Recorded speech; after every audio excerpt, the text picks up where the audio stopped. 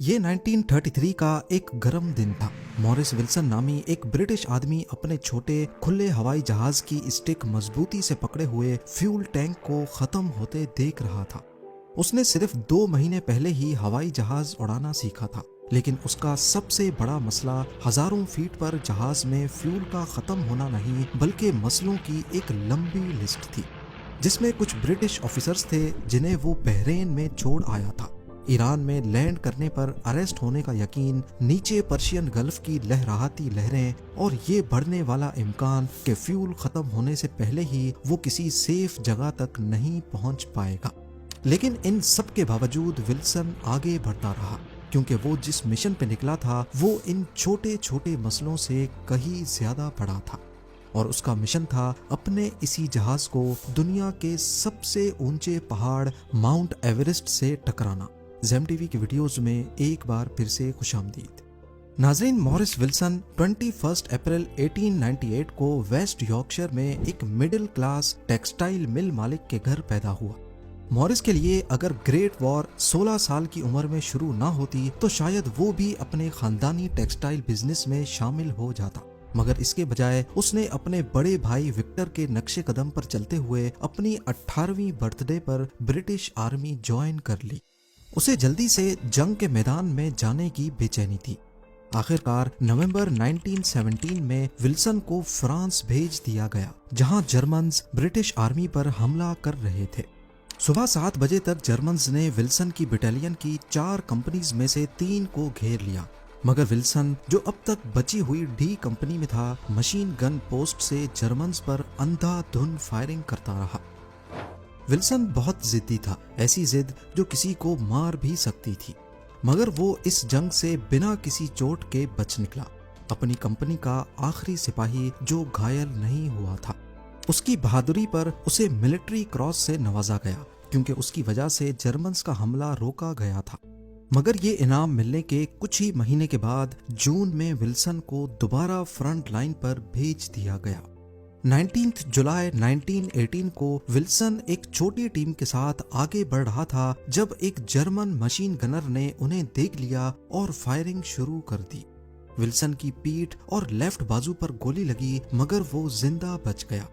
ये जख्म उसके बाजू में दर्द और कमजोरी का सबब बने, जो जिंदगी भर उसका पीछा करते रहे।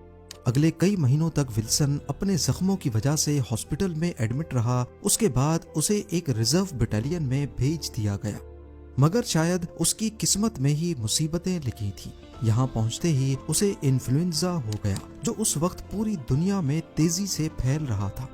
ये बीमारी उसे दोबारा से हॉस्पिटल के बिस्तर तक ले गई और यहीं बेड पर पड़े पड़े वर्ल्ड वॉर 1 खत्म हो गई।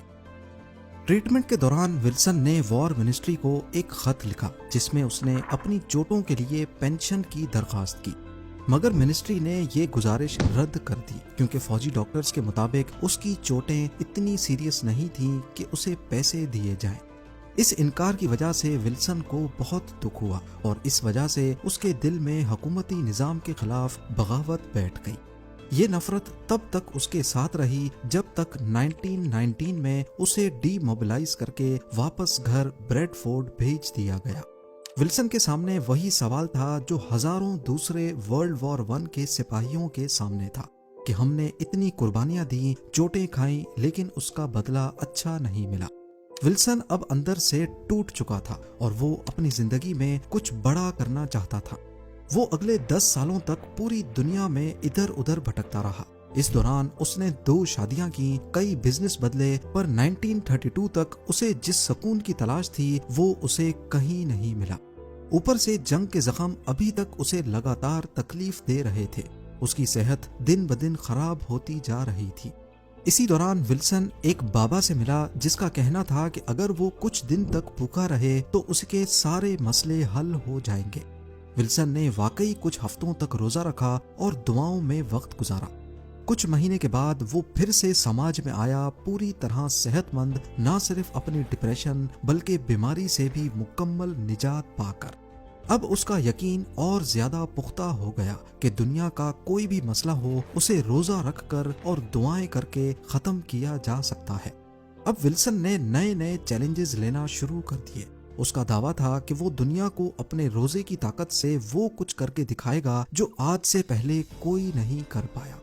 इसी दौरान एक दिन उसकी नजर अखबार के एक आर्टिकल पर पड़ी। ये 1924 के ब्रिटिश माउंट एवरेस्ट एक्सपीडिशन के बारे में था। इस मिशन में जॉर्ज मैलरी और एंड्रयू अर्विन ने दुनिया के सबसे ऊंचे पहाड़ माउंट एवरेस्ट की चोटी तक पहुंचने की कोशिश की थी, मगर रास्ते में ही दोनों कहीं खो गए। विल्सन को अब एक मकसद मिल चुका था। उसने माउंट एवरेस्ट को सर करने की जिद ठान ली, वो भी अकेले अपने रोजे और दुआओं के सहारे। लेकिन मसला ये था कि माउंट एवरेस्ट को सर कैसे किया जाए। विल्सन को मालूम था कि एवरेस्ट पर जाने के लिए मिशन में बहुत सारे पैसे खर्च होते हैं, मुख्तलिफ गियर्स लेने पड़ते हैं और ये सारा खर्चा स्पॉन्सर्स उठाते हैं, और सबसे बढ़कर बहुत ज्यादा ट्रेनिंग करनी पड़ती है। पर वो इन सब रिक्वायरमेंट्स को बाईपास करके किसी शॉर्टकट की तलाश में था। 1932 में ह्यूस्टन एक्सपीडिशन के नाम से एक एवरेस्ट मिशन हेडलाइंस में उभर रहा था। इस मिशन में एक जहाज पहली बार माउंट एवरेस्ट के ऊपर जाएगा और वहां से इसकी फोटोज खींची जाएंगी। याद रहे कि उस वक्त तक माउंट एवरेस्ट को किसी ने भी सर नहीं किया था, तभी दुनिया इस पहाड़ की चोटी को देखने के लिए बहुत बेचैन थी। यहाँ विल्सन के जहन में एक खराफाती आइडिया ने जन्म लिया। उसका ख्याल था कि वो इस एक्सपीडिशन में हिस्सा लेकर जाएगा और जब जहाज एवरेस्ट के ऊपर होगा तो वो वहाँ पैराशूट के जरिए छलांग लगा लेगा और ऐसे वो एवरेस्ट की चोटी तक पहुँचने वाला दुनिया का पहला शख्स बन जाएगा। कुछ ही हफ्तों के बाद उसने इस आइडिया को नामुमकिन समझकर रद्द कर दिया, पर एक ऐसे आइडिया के लिए जो इससे भी ज्यादा खतरनाक था। जी हाँ, विल्सन पूरी तरह से पागल हो चुका था। उसने प्लान बनाया कि वो अपना खुद का जहाज खरीदेगा और माउंट एवरेस्ट पर 15,000 फीट की हाइट पर बर्फ में उसको क्रैश लैंड करवाएगा।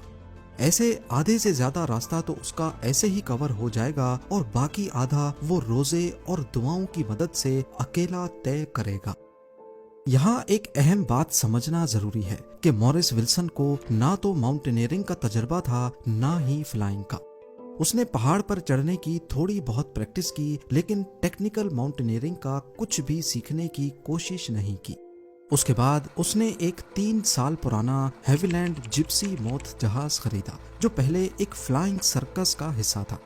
ये लकड़ी का बना हुआ 2 सीटर ओपन केबिन बायप्लेन था, जो उस जमाने में रिक्रिएशनल एरो क्लब्स में काफी मशहूर था। उसने जहाज के साइड पर एवरेस्ट लिखवा दिया, एक खुद का बनाया हुआ नाम जो शायद माउंट एवरेस्ट से मिलता जुलता था। पायलट की ट्रेनिंग के दौरान उसके इंस्ट्रक्टर ने उसे साफ साफ कह दिया कि तुम कभी इंडिया भी नहीं पहुंच पाओगे, मगर विल्सन अपनी जिद पर अड़ा रहा। इस दौरान ब्रिटिश एयर मिनिस्ट्री ने उसके मिशन का पता लगा लिया और वो नहीं चाहते थे कि विल्सन इस किस्म का कोई पागलपन करे।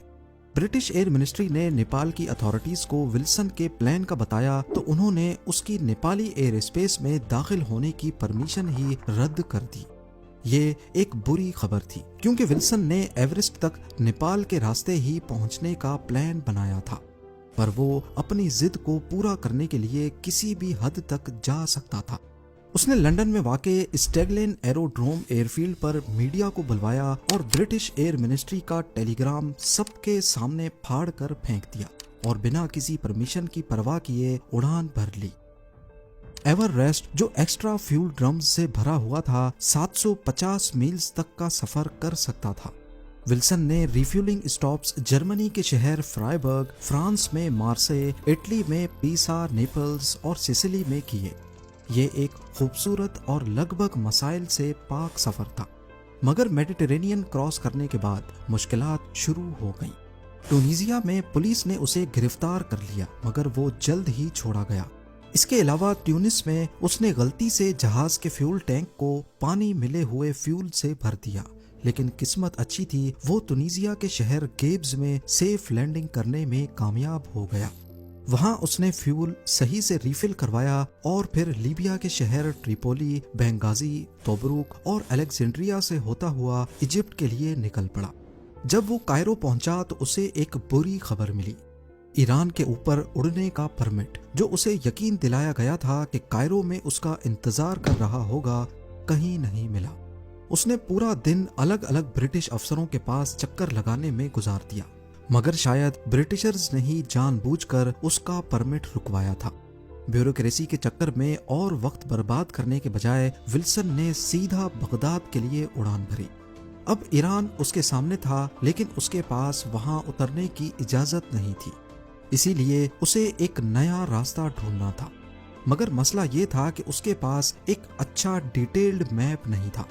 उसने बगदाद में लैंड किया और बाजार से एक बच्चों का स्कूल एटलस खरीदकर उस पर अपना रास्ता मार्क किया और बहरीन के लिए रवाना हो गया। इस दौरान ब्रिटिश अफसरों ने विल्सन से एक कदम आगे सोचना शुरू कर दिया। उन्होंने अगले मकाम पर पहले ही टेलीग्राम भेज दिए। जब विल्सन बहरीन पहुंचा तो वहां एक ब्रिटिश ऑफिसर ने उसे अपने दफ्तर बुला लिया। ऑफिसर ने उसे सीधा समझा दिया कि तुम्हारे छोटे प्लेन के लिए आगे रास्ते में कोई एयर स्ट्रिप नहीं है, सिर्फ ईरान में एक जगह है और वहां बिना परमिट के उतरते ही तुम्हें गिरफ्तार कर लिया जाएगा। उस ऑफिसर ने विल्सन को बताया कि वो बहरीन में अपने जहाज की रिफ्यूलिंग कर सकता है, मगर सिर्फ इस शर्त पर कि वो यहाँ से सीधा लंदन वापस जाएगा। विल्सन इस बात पर राजी हो गया, मगर जब उसने उड़ान भरी तो लंदन की तरफ मुड़ने के बजाय उसने सीधा उल्टा रुख ले लिया, ईस्ट की तरफ, इंडिया की जानिब। पर्शियन गल्फ के सदरन किनारे से गुजरकर ईरान से बचता हुआ निकल गया। उसने चुपके से बहरीन में ब्रिटिश ऑफिसर के मैप में ईरान के करीब एक नई स्ट्रिप देख ली थी, और वो थी ग्वादर में, जो पहले इंडिया का हिस्सा होता था। 9.5 घंटों के बाद जब उसके जहाज का फ्यूल गेज बिल्कुल जीरो के करीब आ गया, विल्सन ग्वादर एयर स्ट्रिप पर बाहिफाजत उतर गया। विल्सन ने ब्रिटिश इंडिया का सफर जारी रखा, जहां प्रेस का एक नया जोश उसका इंतजार कर रहा था। उसने पूरे इंडिया में अपनी जीत का जश्न मनाते हुए सफर किया और आखिरकार नॉर्थ ईस्ट इंडिया के पूर्णिया शहर पहुंच गया, जो नेपाल के बॉर्डर के बिल्कुल करीब है। मगर ब्रिटिश सरकार के लंबे बाजू दोबारा उस तक पहुंच गए। पूर्णिया के एयर स्ट्रिप पर लोकल पुलिस उसका इंतजार कर रही थी। उन्होंने एवररेस्ट को जब्त कर लिया और विल्सन पर सिक्योरिटी गार्ड तैनात कर दिए। ब्रिटिश हुकूमत ने उसे फिर से याद दिलाया कि प्लेन होने के बावजूद भी विल्सन के पास नेपाल के ऊपर उड़ने की कोई परमिशन नहीं है। विल्सन अब बुरी तरह फंस चुका था। वो परमिशन तो दूर की बात, अब अपना जहाज भी उड़ा नहीं सकता था, क्योंकि वो जब्त हो चुका था। अब वो ब्रिटिश गवर्नमेंट और कम होती हुई पैसे की रकम के बीच फंस चुका था। आखिरकार जुलाई 1933 में मजबूरन उसे एवररेस्ट बेचना पड़ गया। उसका जहाज को माउंट एवरेस्ट पर क्रैश लैंड करने का प्लान तो पूरी तरह चौपट हुआ, पर एवरेस्ट पर चढ़ने की जिद उसने फिर भी नहीं छोड़ी। उसने सर्दी का मौसम दार्जिलिंग इंडिया में गुजारा, रोजा रखता रहा, दुआ करता रहा और तिब्बत में दाखिल होने का परमिट लेने की कोशिश करता रहा, ताकि माउंट एवरेस्ट पर तिब्बत की साइड से चढ़कर अपना सपना पूरा कर सके। मगर उसकी हर कोशिश नाकाम रही। आखिरकार उसने चुपके चुपके माउंट एवरेस्ट पर चढ़ने का प्लान बनाना शुरू किया। 21 मार्च 1934 को विल्सन बुद्धिस्ट मॉन्क्स के भेष में पैदल सफर शुरू करता है और सिक्किम क्रॉस करके तिब्बत पहुंच जाता है। 1-2 अटेम्प्ट्स करने पर वो माउंट एवरेस्ट की बेस कैंप से वापस आ गया, क्योंकि सांस की कमी और ट्रेनिंग ना होने की वजह से उसकी तबीयत बिगड़ रही थी। 2 मई 1934 को विल्सन दोबारा एवरेस्ट की तरफ निकल पड़ा, मगर इस बार 2 साथियों के साथ। ये दोनों साथी तजर्बाकार थे, इसलिए इस दफा वो सिर्फ 3 दिनों में ही कैंप 3 तक पहुंच गए। विल्सन ने साथियों को कैंप 3 पर छोड़ दिया और अकेला आगे बढ़ने लगा। उसके साथियों ने उसे बहुत समझाया कि वो मजीद आगे ना जाए, पर उसने किसी की एक नहीं सुनी। ये वही जिद थी जो किसी इंसान को मार भी सकती थी। विल्सन ने अपने साथियों को एक आखिरी हिदायत दी कि अगर वो 2 हफ्तों तक वापस ना आए तो समझ लेना कि वो मर चुका है। मगर उन्होंने 2 हफ्ते नहीं बल्कि पूरा 1 महीना इंतजार किया। जब विल्सन कैंप 3 पर वापस नहीं आया तो वो एवरेस्ट छोड़कर नीचे उतर गए। जुलाई के आखिरी दिनों में उन्होंने इंडिया पहुंचकर विल्सन की मौत की खबर दी। आखिरकार एक और अंग्रेज माउंटेनियर एवरेस्ट की खौफनाक दुनिया का शिकार बन चुका था। इस वाक़े के 1 साल के बाद 1935 में एरिक शिप्टन की एवरेस्ट एक्सपीडिशन ने विल्सन की लाश ढूंढ ली। वो माउंट एवरेस्ट और चैंगसी के बीच नॉर्थ कॉल नामी पास के नीचे अपने बैकपैक, डायरी और फटे हुए टेंट के बीच पड़ा था। उसकी डायरी की आखिरी एंट्री 31 मई 1934 की थी, जिसमें लिखा था, फिर से निकल रहा हूँ, क्या खूबसूरत दिन है। उम्मीद है जेम टीवी की ये वीडियो भी आप लोग भरपूर लाइक और शेयर करेंगे। आप लोगों के प्यार भरे कमेंट्स का बेहद शुक्रिया। मिलते हैं अगली शानदार वीडियो में।